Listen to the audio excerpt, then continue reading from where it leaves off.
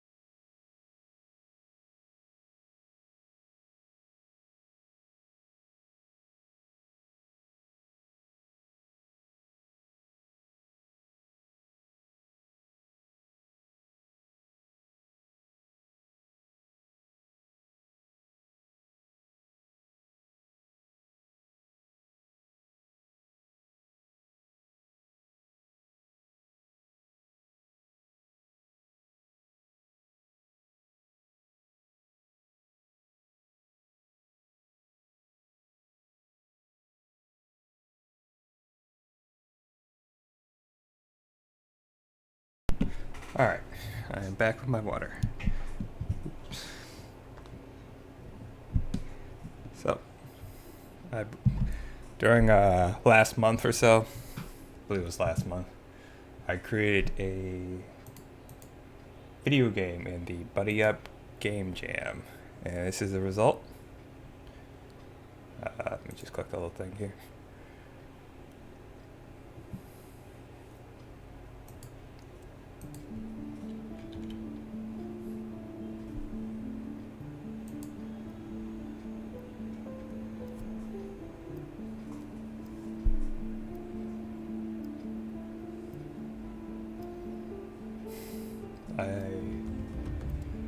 Hopefully that fade wasn't too fast.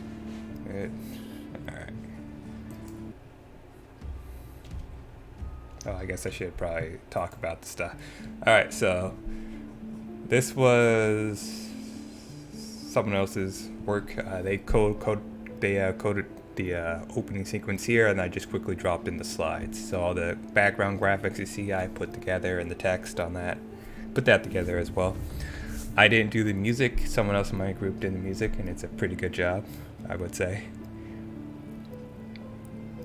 If we just sit here on the title screen, I believe it loops, or it'll just keep going. Either way, you could probably just sit on the title screen and listen to the whole soundtrack if you wanted to.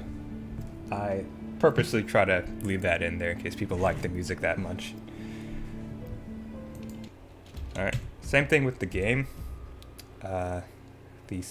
The music will loop. If you pause the game, it'll just keep going and then it'll loop back around. This game is timed. You got like a minute to reach the end of the level. Once you reach the end of the level, there's a boss fight. I kind of based this, the music was supposed to be kind of like the Super Mario soundtrack, where as the clock ticks down, it affects the music. So you'll see that happen when the clock gets pretty low. But this is a side-scrolling platformer, so WASD to move around, spacebar to jump. I put all the level stuff in here, such as the all these blocks right here. These were made by our artist in the group. I simply just put it in Unity and make sure it was organized and looked good. The background was also done by the artist. Someone else found the code to make a moving parallax background, and then I just used the artist's assets and I put them in there to try to get it working. If I recall, I had a slight, I had a major trouble getting the parallax to work because I didn't actually have any sort of tutorial. I just had to like figure it out because the person who put together the code for it wasn't around for me to ask. So I think it was something about the issue is when the parallax begins to loop on itself, it was a giant space there, and that was because of the way that I was using or setting up the asset after importing. Alright, so let's continue the game. Spacebar to jump. You can hold the float down. Someone did the 3D model work for the rocks here. I put them in here to like spread out the level design a bit more to vary it up. So you got some moving backgrounds. That right there is an enemy. It's what key was it to attack? It's G to attack.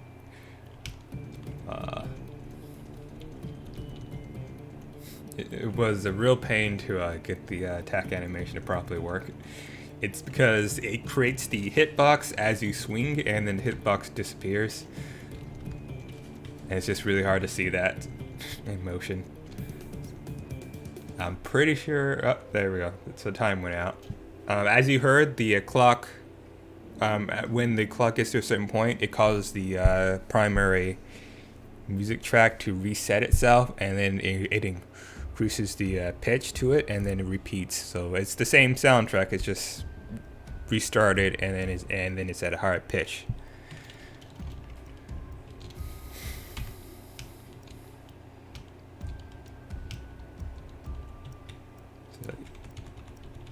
I had to set the character to like having 200 HP just so that you don't get immediately killed off when you accidentally touch them too long, because it's pretty easy in work in progress games for you to die because of minor collision detection issues. So I kind of resolved that by giving you a whole bunch of HP and then giving the enemies as least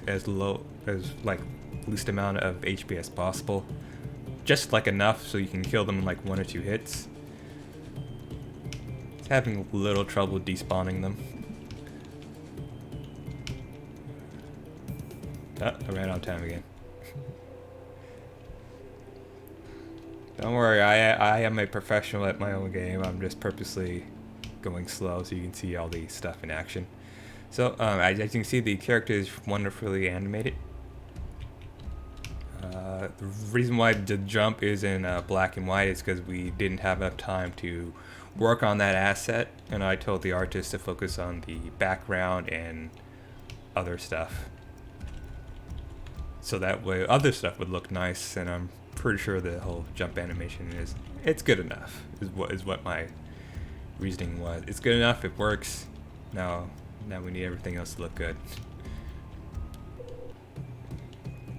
I think sometimes when you collide with the weapon, when the enemy collides with the weapon, you take damage.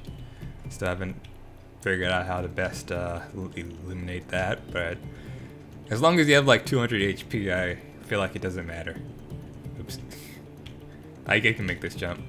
Oh, and the artist also made some trees. That's one of the trees he made. I used that to spread out the level as well, give it some variety.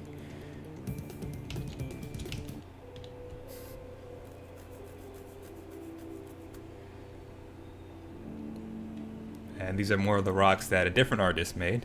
We had like a 3D modeler on our team, and then also a 2D artist. And most of the art assets in here is from the 2D artist, from the parallax in the background.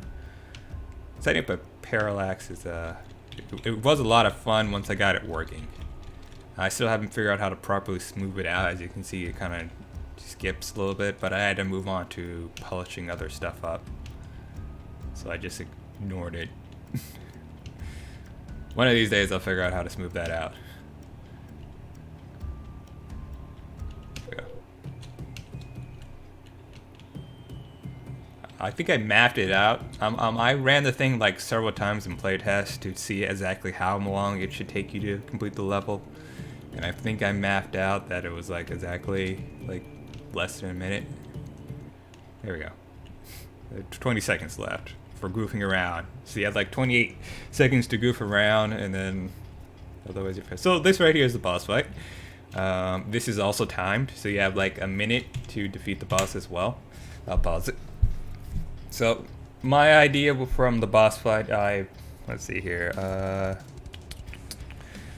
This right here is the design document. You can view the design document on the page right here. I figured you might want to look at it that way you can see all the stuff we did. So let me scroll down here to the boss fight assets. So the I believe it was the artist who came up with the concept of the bosses, how the boss would be. Essentially, it was going to be like 3 screens. One screen is like the main screen, and then there's like 2 other screens. And then it had like electrical plugs that attack the player. And this is my example of how this boss fight should function. The player is here. When you defeat a screen, you use that as a platform to jump on, and then you can jump up to a higher height to attack the main screen. The reason why I wanted it this way is because that way it makes the boss fight a bit more interactive rather than just a giant bullet sponge. So in order to defeat the boss, you have to break the two screens that are lower to the ground, use them as platforms to get to the higher screen, and then you finally defeat the boss. These white things right here are just background text. And this is the artist's animation blueprint. And this is the screens as they tilt. As they take damage, they tilt over like that. And this is the arms attacking the player, sort of mock-up.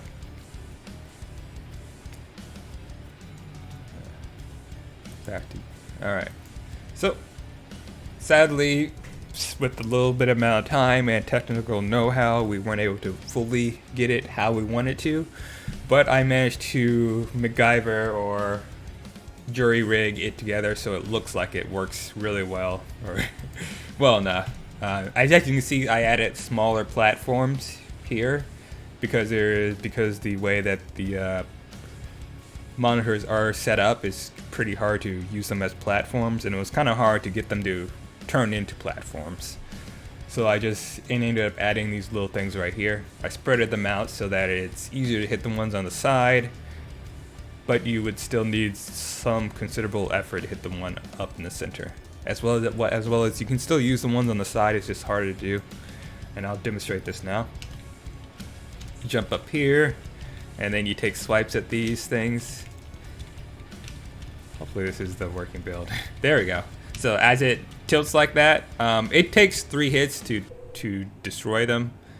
So as you can see, this one right here is destroyed, so I can jump on it now to use it as a platform, and I forgot how to code that in there.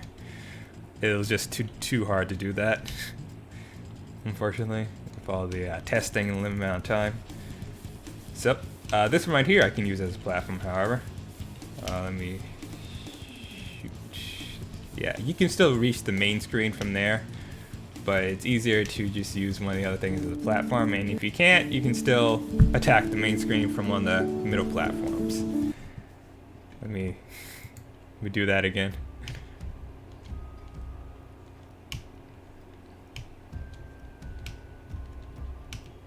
Alright, so one of my idea behind putting the enemies in here is to like slow the player down and distract them, so it's not just a simple move right and press the space bar. I wanted to put in some sort of gates and a lock and key thing to also slow you down, but we didn't have time to program that in there and make it look nice at the same time.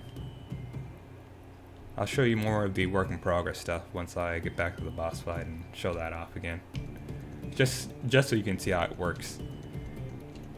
Alright, and here's the end. I put a tree right there at the ending so I could remember where the ending was at. So, these are the screens again. You can actually jump on them. I think the collision box is actually a sphere, so that's why I'm slidey. And then from there I jump, and then from there you can jump on the other one. But I don't think the collision box is large enough for you to hit it from here, so you have to like come down the side and swipe at it. Jeez. And then the things on the side are just repeating the same sort of animation where they come in from the screen, attack, and they pull back out. So just don't touch them. That's why I have them so far off to the side to prevent them from hurting you. Also, I put in some invisible walls to keep you from just walking off the screen. I put a tree in there to like give you some visual variety. Anyways, that's pretty much the boss fight. Alright, so that's the boss fight. When you defeat all screens, a blue square spawns there in the center, and then that's how you win. You just step on that square. That was a really quick way to program in the win sequence. Oh, that's right. If you fail the boss fight, it resets the boss fight, so you have to play the whole game all over again.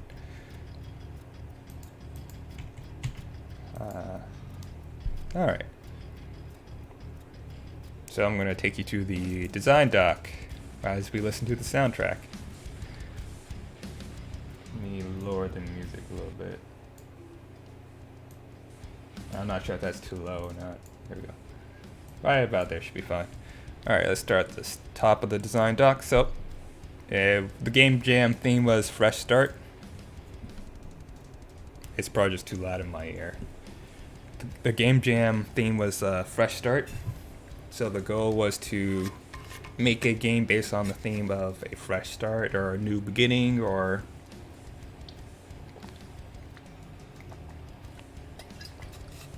something along those lines.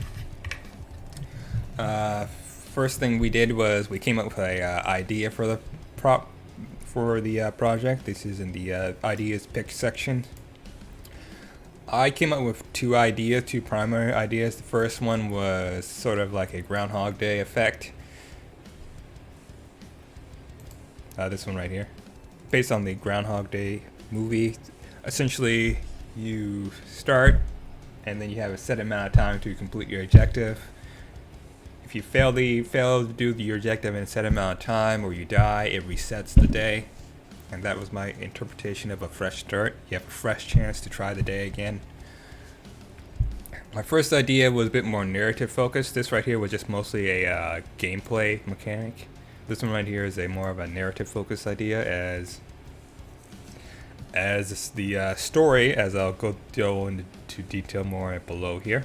I actually storyboard out a whole story for this, but I had to cut it because it was distracting from actually creating a playable demo. And I didn't want the artist to get too busy trying to do this and also make some of the animation assets.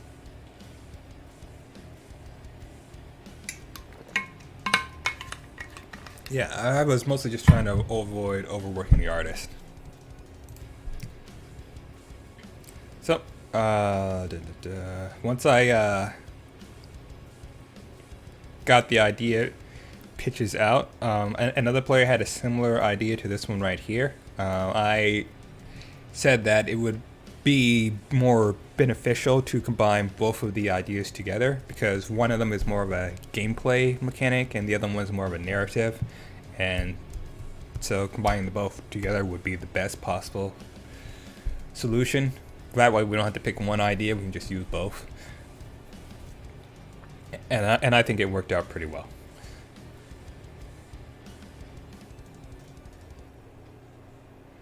And this is my little note about it.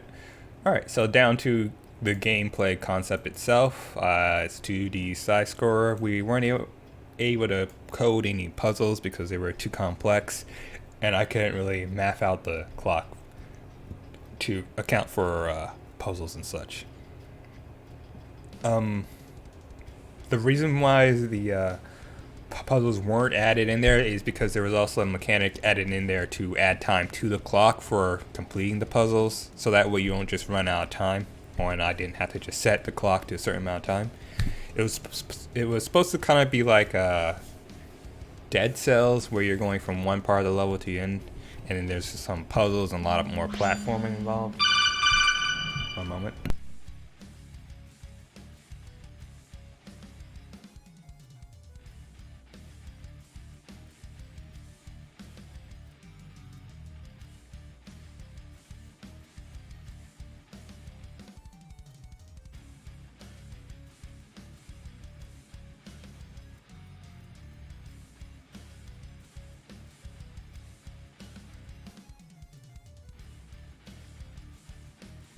I had a phone call from my mother. All right, so the reason why I was not able to code in the puzzles is once again due to time, and the reason why I wanted the puzzles in there is to reward the player for completing them by giving them extra time. So if I didn't have the puzzles or the mechanic to award them time in there, I figured there was no point of doing both of those. So I cut those to save us time and also to polish up the game, the stuff that we did have. The setting was supposed to be in a sort of a post-apocalypse setting where that was just kind of the setting idea. It's kind of hard to explain off the top of my head. Let's see here. Story. Oh, well, I wrote it down because I have trouble sometimes explaining things out loud, especially with music in my ears. Turn that down. Alright, so 21 minutes. Okay. So essentially the setting is the world has magic. There was a in my story cutscene right here, I sort of like go through the story of how the player starts. So there's a peaceful village in the near a forest or something like that to kind of like explain the layout for the level design. There's some cheerful music playing, and you see a bunch of happy faces. These are probably other people or fairies, similar to the player look and design. Then the village is attacked by some sort of evil, corrupting entity, and then one villager escapes, and then the player finds them, and then they are too late though, and then that's when the game starts. Is essentially it's the player looking down at the village being attacked by the monsters, and that was my whole splash screen to the title screen sequence. And my idea originally was to animate this all out, but then I quickly realized that would take up too much time, so then I switched to let's just do like pictures and then do a picture slideshow. But that would still require the artist to have to draw all that out. Oh, thank you for the follow. I don't have alerts on my stream, I think. I don't know why they keep breaking. They just keep breaking for some reason. So, I also had some ideas for the boss fight as well. Most cool boss fights have some fancy intro, as well as an outro when you win or lose. But I didn't really get to figuring those out due to time constraints and bug fixing. And I figured I could always do this later after the game was submitted to the jam, and then I could always go back over it and polish it up more and add in all these gameplay features. So I wasn't trying to rush myself on all that. The whole idea of the Buddy Up Game Jam was to be randomly put with other people and then to not crunch. So I was trying to avoid that. None of my teammates crunched, and I did not crunch as well. And then here's just more notes of me trying to reiterate the gameplay style, as well as the setting, and then what kind of tools we would be using. We use Unity version 20.3 because it's really important to version lock your Unity to make sure that no assets suddenly go missing. Well, I hope you enjoy the stream. Currently, I'm just talking about the game. You can easily go to. Let me post it in chat. Yeah. If you want to play the game yourself, you can easily go here to the link that I posted in chat. And then down at the bottom is the design doc as well. I'm pretty sure no one else has permission to edit this except for me. Pretty sure I set it to view only. Let me check. Okay, good. No one. Yeah, okay. I don't want people to edit this. I want people to just look at it because I hear people like to look at stuff like this to see how games are made. So right here is the asset tracking thing. I came up with this like halfway through the jam to make sure that we were staying on track and we got the important stuff done. So I have has been started, in progress, completed.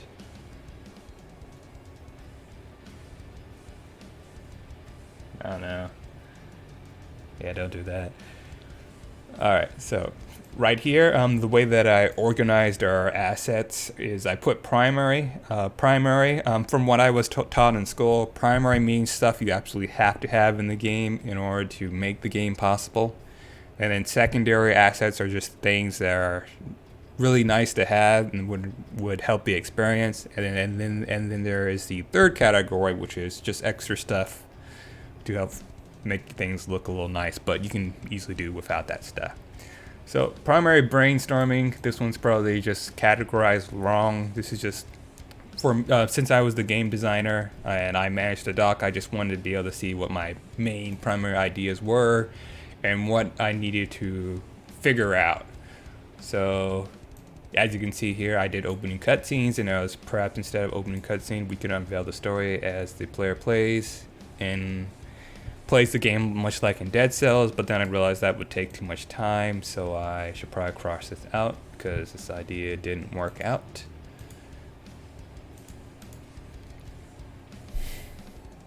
But then again, since the jam's over, I might actually have time to pull this off now. I wanted to figure out. Well, I'm not going to go through all the bullet points of each one. I'm just probably going to skip past them now.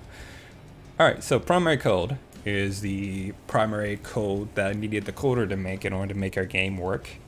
So of course, movement left and right, and then jumping was important from the code, as well as falling. And then of course, I added in there a little sub bar about being able to hold space to slightly hover.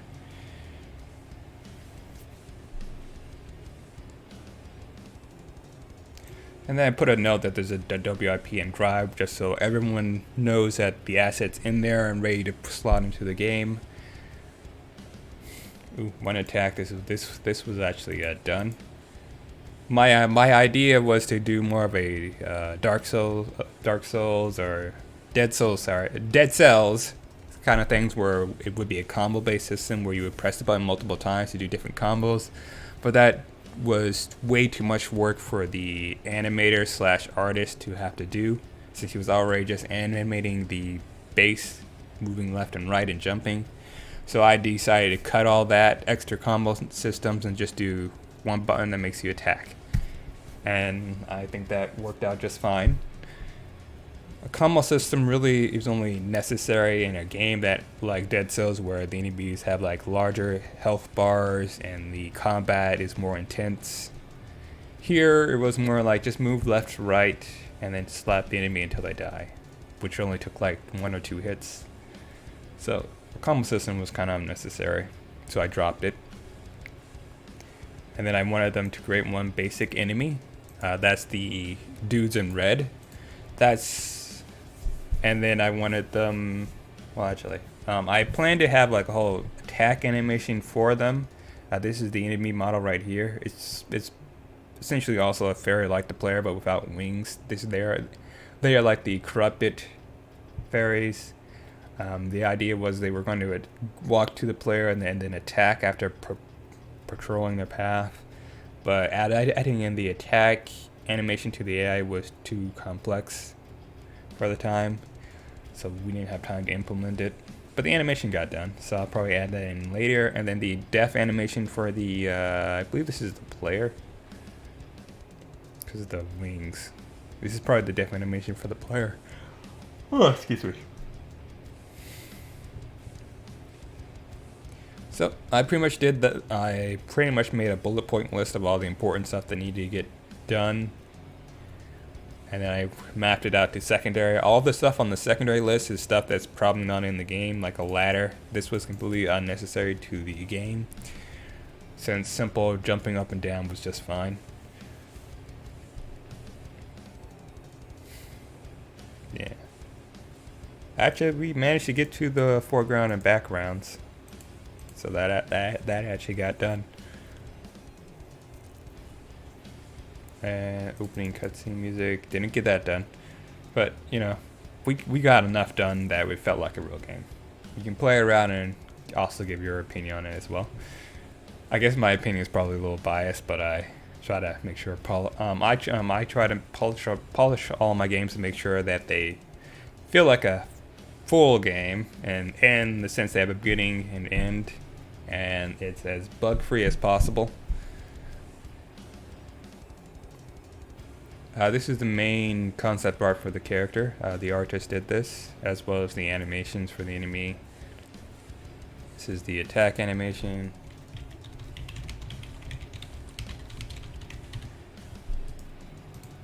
I'm updating this as I go along. I think this is death animation for player, so I don't forget.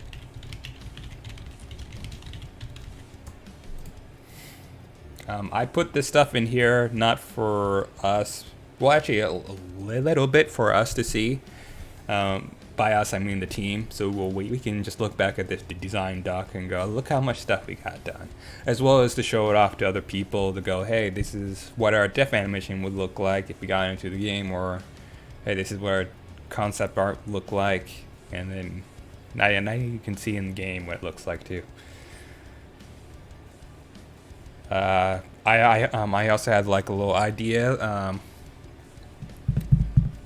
like in Okami, where I forget the name of the wolf. They nickname her Amy for some reason. Amy, the little wolf in Okami. As the wolf wanders around, the grass begins to grow and it sprouts flowers. And I wanted to do the same concept here. Kind of to go with the idea of the fresh start, is the players kind of like creating life as they move along. That was also supposed to be part of the puzzle mechanic as well. As the player completed puzzles or defeated enemies, it would sprout plants and magical effects that would basically renew the environment and give life to the area. And then here's more breakdown of the boss fight ideas. Concept of the boss art. This was probably going to be a boss enemy as well, or the main enemy in the game, but we couldn't get the asset done. Here's the animation ideas from the animator / artist. And the down at the credits section is where I list out all their names on the Discord. Here's the attack animation cycle, a block animation cycle, as well as more mock-ups of work in progress of how the animations would work. And then here's some ideas I had for attack or special attacks.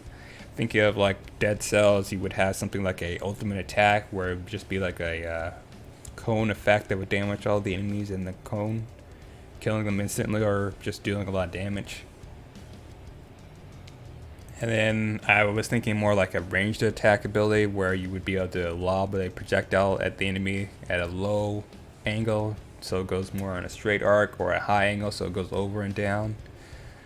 But this was only these two things were only really necessary in a game like Dead Cells, where it's more combat heavy. There's a lot more platforming. There's a lot more verticality. So without all that stuff, it wasn't really all that necessary to have the AoE effect as well as the projectile as well. So this was a quick level design mock-up. I ended up not going with this idea due to the issue with getting the parallax to work. The parallax was kind of locked to the screen, as this was like the top and bottom of the screen, so this part right here above this line right here would not have been possible. So I basically had to cut it and compress everything down to the bottom of the screen and make sure it was still interesting.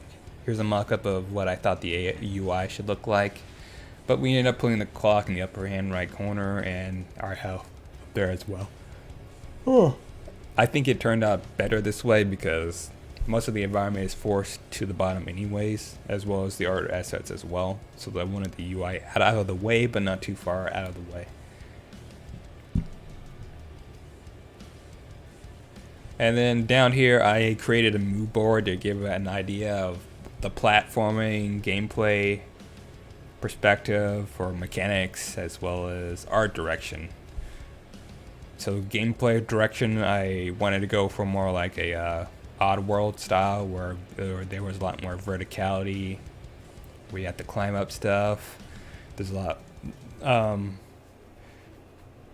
as well as moving left and right. And then additionally, I also want to sell the idea is that there's depth to it as well. So as you can see in the Oddworld picture that I selected, you see the platform Abe is standing on, as well as the mid-ground, which is that wall directly behind him, and then the background, which is all the extra stuff in the background that really sells the scene.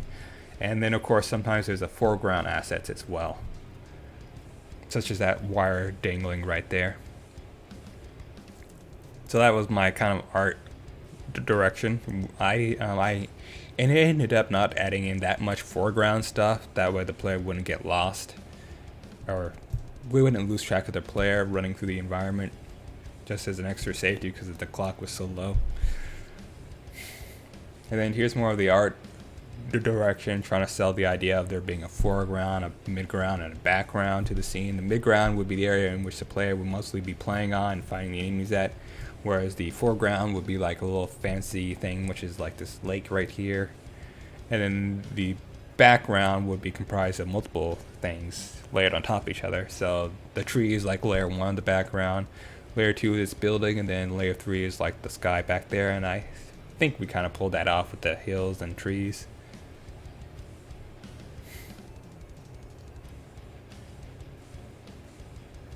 And then the art direction, I kind of want to show off more of the I like this picture because it was a lot more grassy, while it's death, and there's still like there's like life and death mixed together. So I kind of wanted that kind of art direction, as well as I wanted the enemies to be a little creepy, unnatural things.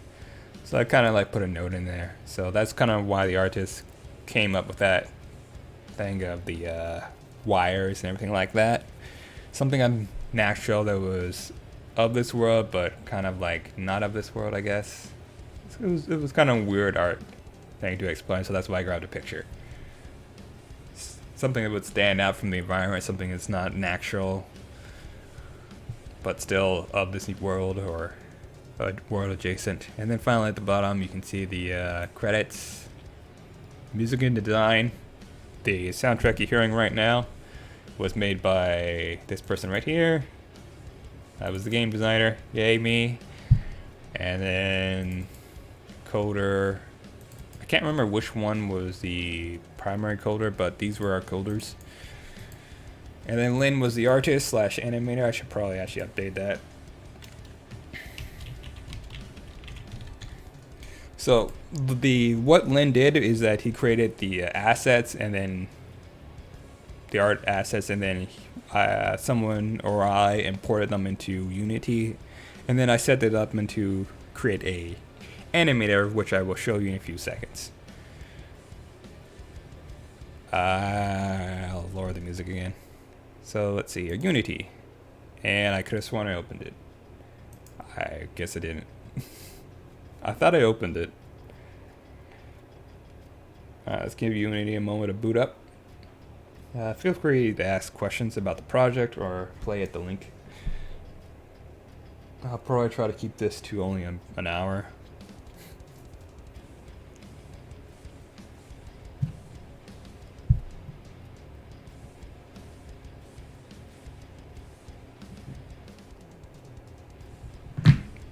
Alright, so this is the Unity setup. The version information is very important. So, because we were in a game jam and we were working over the internet, so there was like no way for us to really work in person, face to face. The idea was to, someone's been working on the thing. So Unity has a really awesome feature. It's called the collaborate. Basically, it allows you to work to save your game to a cloud, and then everyone will work off that cloud. So as you can see, it lists off the changes someone else made, and then I can click sync to download their changes. And then when I make a change, I can upload it, and then they can sync to my changes. And then you can also note down the changes you have made and stuff like that. This right here is the boss room. As you can see, I just really quick threw in the parallax, but it doesn't really work here. It's mostly just a still background.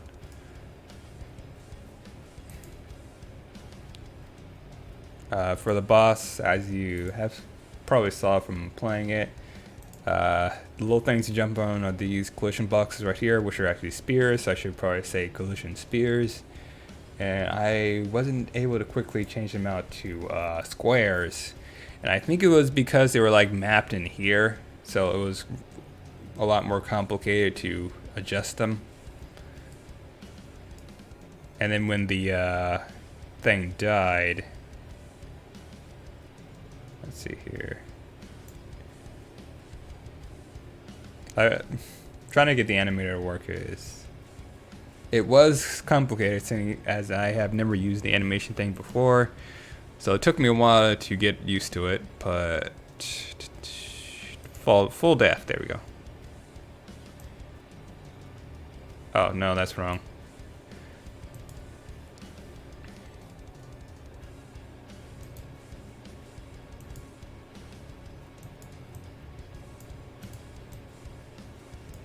I'm still on full def. I'm trying to figure out which one was it. Middle screen damage? I guess middle screen damage. No. It probably would have been less screen. Yeah, right screen def. There it is. Okay, here we go. So as the right screen dies, it was supposed to spawn a collision square for you to walk on, but it's not in here.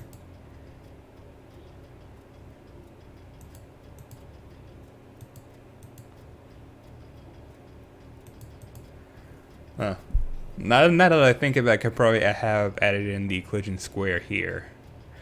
The way, well, I don't want to get again. Well, I mean, I guess I probably should explain how the animator works. Let's go to an easier example. So let's see here, hit. So this is the attack animation for the player. All right, no, that's taking damage. Lotus attack, there we go. So, as you can see, the thing begins to spawn in his hand. It switches to that animation, and then he begins the swinging arc.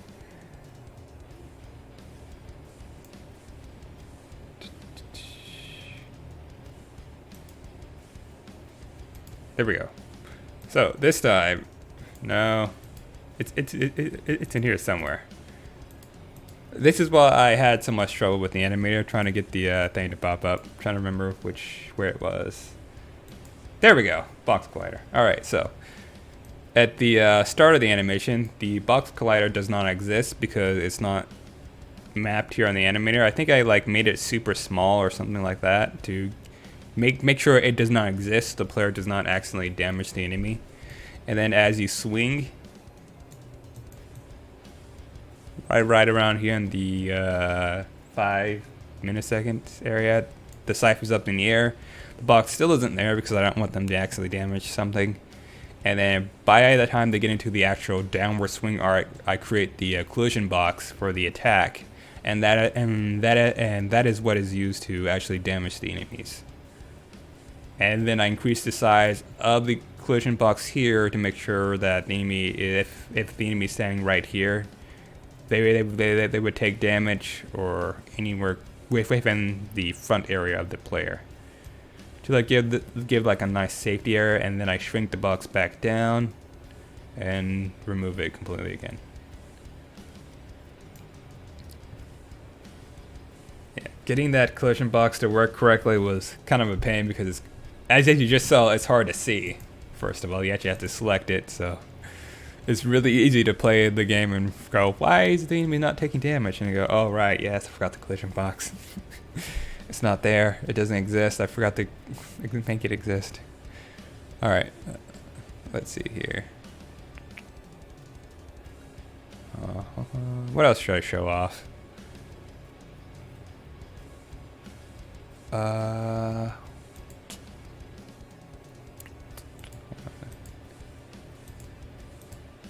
Let's see here. Prefabs is a really good way to work in Unity. You quickly make assets that you're just going to drag and drop. I did that for the I did that for the ground planes, for quickly designing the level itself as well as the enemies.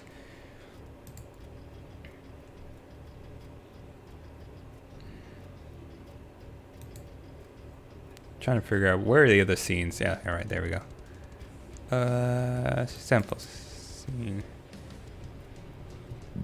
Excuse me. All right. So this is the parallax. I'll show that off next.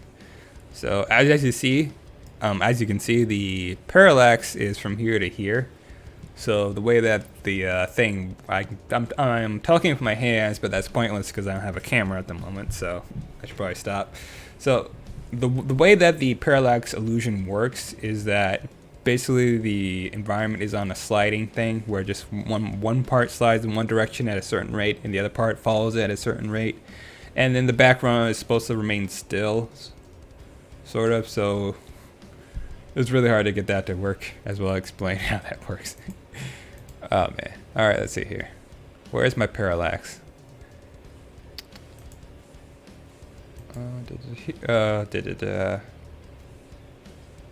It's in here somewhere, huh? Level. Yeah, there we go. I think. Yeah, here we go. So I conformed everything to this like green outline box you see here, as well as the player camera. So the player camera will never dip below that line right there, as well as won't raise above that line there. And that's the entire level right here, because this was like the quickest way I could think of to like force the player to stick within the environment, so that the player can't see this part right here, as well as to keep the parallax properly aligned as well.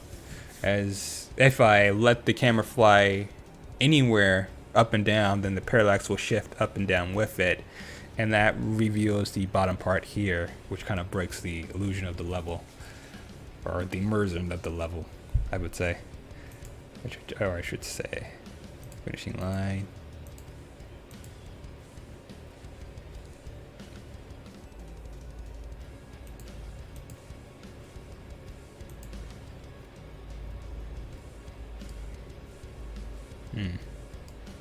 Let's see here. Can't figure out where the parallax part is. But let me show you what I did with the art asset. So to make a parallax, basically you want to use these input settings. It's been a while, so I forgot how this worked, but it worked when I put it like this. Let's see here. It was, oh, here, yeah, the most important part was the extrude edges part, I believe. This is what caused my parallax effect to break originally, because it's the parallax is supposed to loop the picture with itself, but if there's an edge to it, then it can't loop it because it's creating empty space. So that caused an issue, and I didn't realize that was causing an issue because I haven't done this step before, and I was only just in learning it on the spot. So if you're going to make a parallax, make sure you set that to 0. The tutorial I watched did not mention this, so that's the thing about that's the thing about design tutorials, is that they can be out of date, or they can just miss steps that might have been, or miss features that were added in later.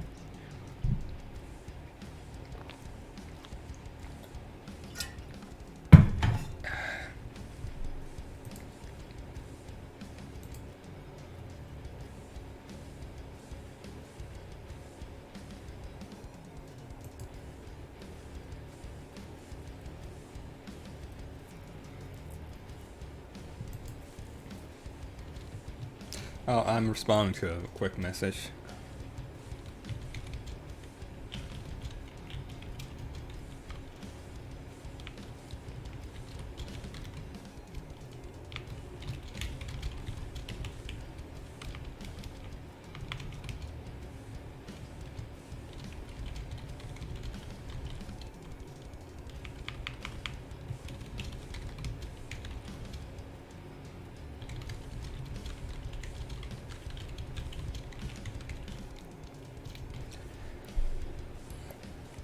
Alright, if you want me to show you how parallax works, feel free to ask, or the animator, but I mostly like the touch and go kind of person, so I don't really know how it works from the ground up. I watched a tutorial for the parallax, but I jury-rigged it to do what I wanted, so.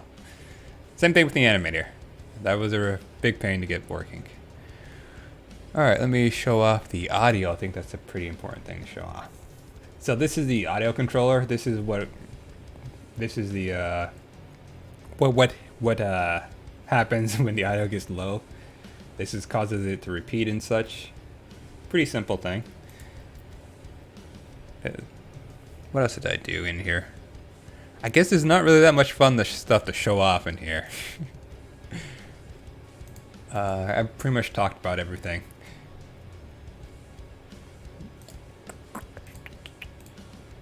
I don't know why that's still in there. I'm gonna... Yep, I guess that's it.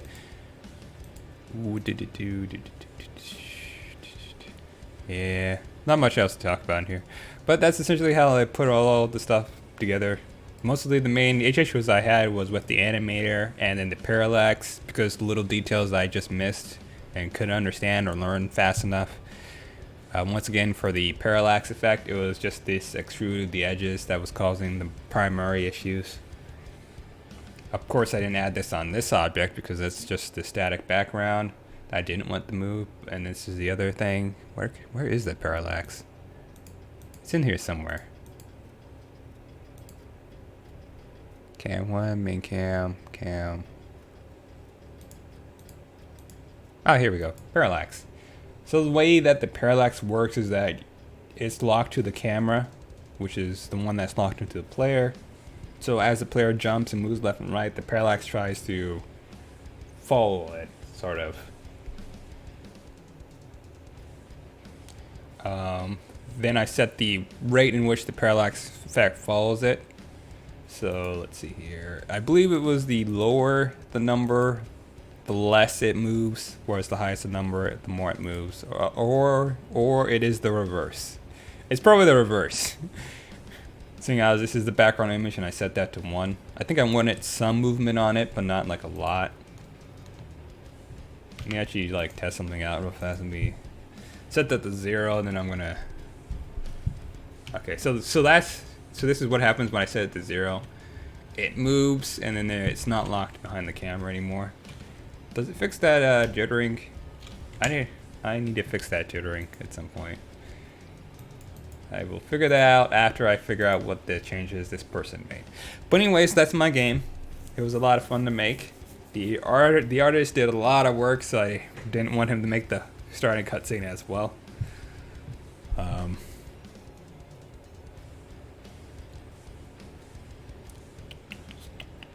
That's about it. If anyone has any questions, feel free to message me on Twitter about it and such.